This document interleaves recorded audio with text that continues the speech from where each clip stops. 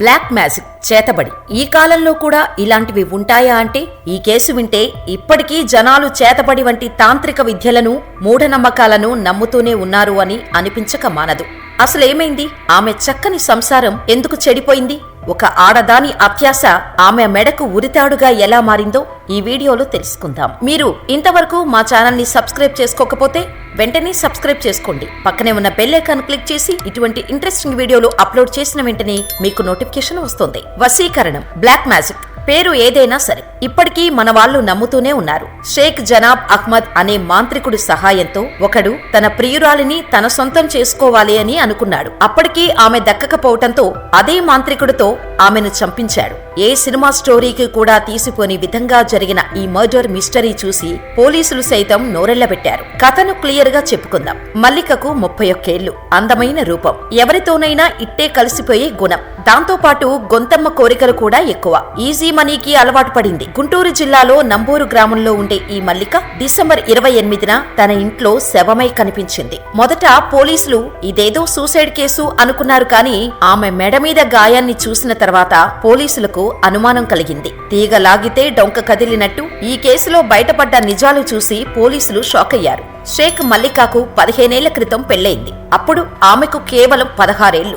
ఆ ఏసులో పెళ్లంటే ఏంటో కూడా తెలియదు. అయినా సరే తన గ్రామానికి చెందిన ఒక కుర్రాడి ప్రేమలో పడింది. అతని పేరు అక్బర్. అతను ఒక ఆటో డ్రైవర్. వీళ్ళిద్దరూ పెళ్లి చేసుకున్నారు. వీళ్ళిద్దరికి 2 పిల్లలు పుట్టారు, బంగారం లాంటి పిల్లలు. తను ఏ తప్పు చేసినా సర్దుకుపోయే భర్త.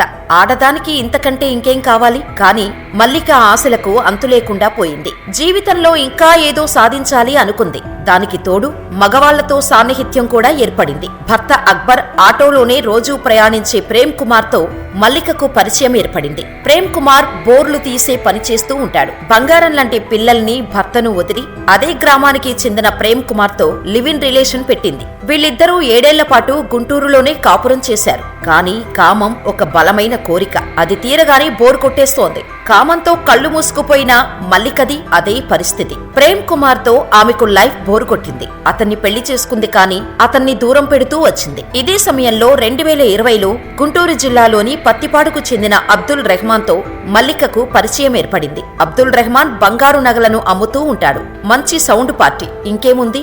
అతను ఆశ చూపించే డబ్బులకు, నగలకు మల్లిక లొంగిపోయింది. అతని అవసరాలను ఆమె తీరుస్తే ఆమె కోరికలను అతను తీర్చాడు. ప్రేమ్ కుమార్ కూడా మెల్లగా మల్లికకు దూరమైపోయాడు. ఇదే మంచి సమయంగా మల్లిక రెహమాన్ తో కలిసి జీవించటం మొదలుపెట్టింది. వాళ్ళిద్దరి మధ్య ఎఫైర్ మొదలైంది. మల్లికకు రెహమాన్ 15 లక్షల వరకు ఇచ్చాడు. 9 నెలల క్రితం వాళ్ళిద్దరూ తిరిగి నంబూరుకి వెళ్లిపోయారు. ఇక్కడే మరొక ట్విస్ట్ ఎదురైంది. ఆడది గడప దాటాలి అని అనుకుంటే ఆమెను ఆపే సత్తా ఏ మగాడికి ఉండదు. కామంతో కళ్ళు మూసుకుపోయిన మల్లికకు రెహమాన్ ఇచ్చే సుఖం సరిపోలేదు. అతని డబ్బు కూడా కాదనుకుంది. విచ్చలవిడి తిరుగుళ్లకు, అక్రమ సంబంధాలకు అలవాటు పడిన మల్లిక కొత్త రుచిని వెతుక్కుంది. అలా ఆమెకు అదే గ్రామానికి చెందిన నాగబాబు అనే వ్యక్తితో పరిచయమైంది. వాళ్ళిద్దరూ చనువుగా ఉండటం గ్రామస్తులందరూ చూశారు. ఆ నోట ఈ నోట రెహమాన్కు కూడా ఈ విషయం తెలిసింది. ఇంతలా బరితెగించడానికి సిగ్గులేదా అని రెహమాన్ ఆమెను నిలదీశాడు. ఆమె సిగ్గుపడలేదు సరికదా, తనకు నాగబాబుకు మధ్య శారీరక సంబంధం కూడా ఉంది అని చెప్పింది. చెప్పడమేంటి, వాళ్ళిద్దరూ బెడ్రూమ్ లో శృంగారంలో పాల్గొన్న వీడియోని రెహమాన్ కు వాట్సాప్ చేసింది. అది ఒక మగాడి అహానికి దెబ్బ.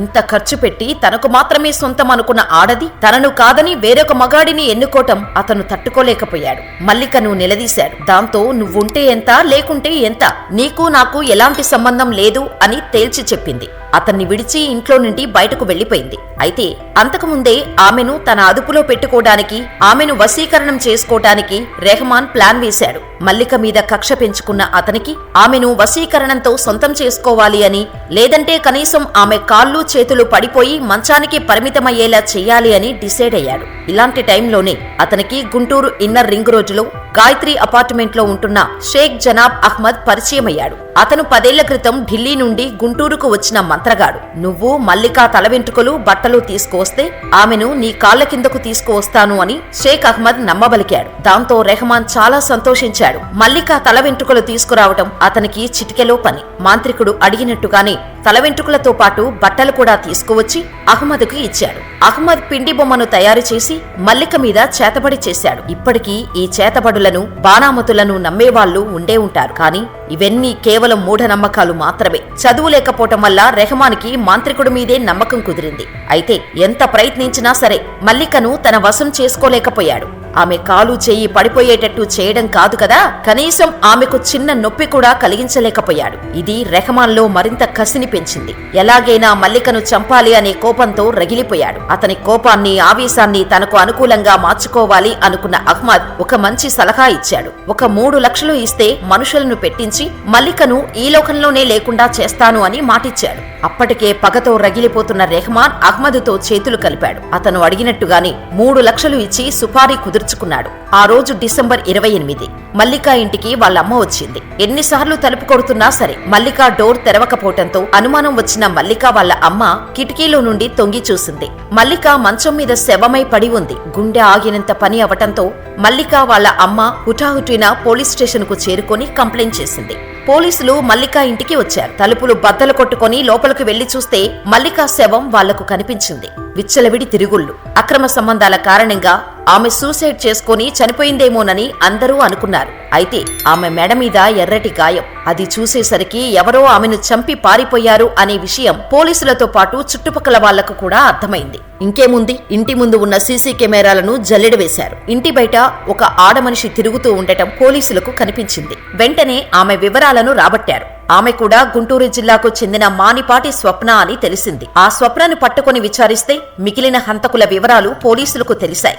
ఆ రోజు ఏమైందంటే రెహమాన్ 3 లక్షల సుపారీ ఇచ్చిన తర్వాత అహ్మద్, తను అనుచరులు స్వప్న, కాజా రసూల్ని తీసుకుని మల్లిక ఇంటికి వెళ్లారు.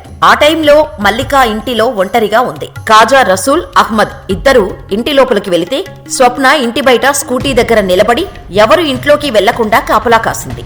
లోపలికి వెళ్లిన రసూల్, అహ్మద్ ఇద్దరూ మల్లిక చున్నీతోనే ఆమె గొంతు పిసికి చంపేశారు. ఆమె పూర్తిగా చనిపోయింది అని నిర్ధారించుకున్న తర్వాత ఆమె బట్టలు, 40,000 క్యాష్, స్కూటీ, సెల్ ఫోన్ అన్నీ తీసుకుని అక్కడి నుండి పారిపోయారు. వీళ్లను అదుపులోకి తీసుకుని కేసు విచారించిన తర్వాత రెహమాన్ బండారం బయటపడింది. ఇప్పుడు ఈ 4 హంతకులకు యావజ్జీవ శిక్ష పడుతుందో లేక మరణశిక్షే పడుతుందో వేచి చూడాలి. కానీ ఒక ఆడదాని అంతులేని కోరికలు ఆమె జీవితాన్ని అంతం చేశాయి. భర్త, పిల్లలతో అందమైన సంసారాన్ని చేజేతులా నాశనం చేసుకుని సొంత ఇంటిలోనే విగతజీవిగా మారిపోయింది. ఇలాంటి ఆడదాని మీద మీ అభిప్రాయం ఏంటో మాకు కామెంట్ సెక్షన్లో తెలియచేయండి.